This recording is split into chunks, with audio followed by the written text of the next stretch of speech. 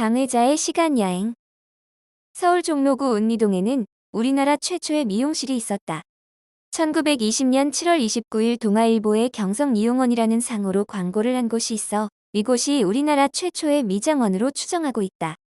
광고의 첫 구절은 경성미용원은 얼굴을 곱게 하는 곳이요 시다로 되어 있다. 주로 피부 미용을 다루고 땀 제거나 모발의 미용도 다루는 곳이었음을 알리는 광고다. 미장원의 위치는 경성 운리동 87번지로 돼 있다. 경성미용원의 광고에는 미용술, 화장하는 법, 마사지 등 모든 미용과 화장에 대해 모르는 것이나 고치고자 하는 이가 있으면 전화나 편지로 문의하라는 글귀가 있다. 그러면 무료로 자세한 방법을 가르쳐 주겠다는 것이다. 그러나 광고 내용 말고는 미용실과 미용실 주인에 대해 남아있는 자료가 없어 최초의 미용실이 운영되었다는 것 외에 밝혀진 것이 없어 아쉬움이 남는다.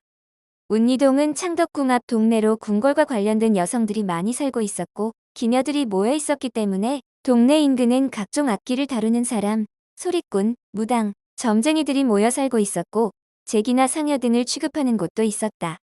지금도 근처에는 국악기 등과 관련된 상점들이 소수 남아있어 당시의 분위기를 상상할 수 있도록 역할을 해주고 있다. 이런 곳에 미용원이 생겼다는 것은 한국인 특유의 미용법이나 그에 따른 정서와 문화를 이해하지 못하고는 불가능했을 것이기에 미용실의 주인이 한국인일 것이라 추측한다. 다른 광고의 내용을 살펴보면 이 경성미용원에서는 머리와 피부 미용 서비스는 물론이고 화장품을 제조하여 판매하기도 한 것을 알 수 있다. 광고 내용을 보면 조선 최초의 화장품 연구소라는 제목과 함께 화학기계실과 약품실 사진까지 실린 것으로 보아 당시로서는 상당한 규모의 기업이었던 것 같다. 그리고 1933년 오엽주라는 여성이 일본에서 공부하고 돌아와 현재 종로이가에 있는 종로타워 자리에 있던 하신 백화점 안에 자신의 이름을 상호로 오엽주 미용실을 개업하고 조선인 최초의 미용사가 된다. 오엽주는 경성에 있는 여자 미용원에서 미용을 배웠으며 당시 여자 미용원 수강생 중 유일한 조선 여성이었다.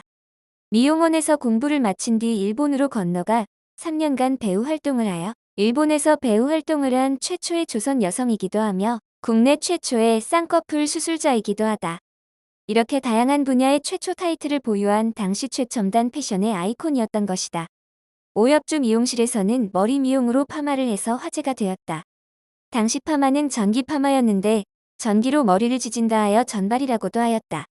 파마 값은 5원이었는데 당시 물가로 쌀투섬이나 금가락지를 살 수 있는 금액이어서 그것만으로도 장안의 화제가 되었다. 도대체 그런 돈을 내고 파마라는 걸 하는 여자는 어떤 여자들인지 얼굴이라도 한번 보자고 기웃거리는 남정네들이 있을 정도였고 파마를 하러 온 첩과 본처가 미용실 안에서 서로 마주쳐 대판 싸움을 벌이는 때도 있었다 한다. 파마를 해주는 곳이 한 군데뿐이다 보니 있을 수 있었던 해프닝이었다. 이번 시간 여행에서는 최초의 미용실과 최초의 여성 미용사에 대해 알아보았다. 아름다움에 다가서려는 인간의 욕구는 시간이 흘러도 변하지 않나 보다. 구독, 좋아요 눌러주세요.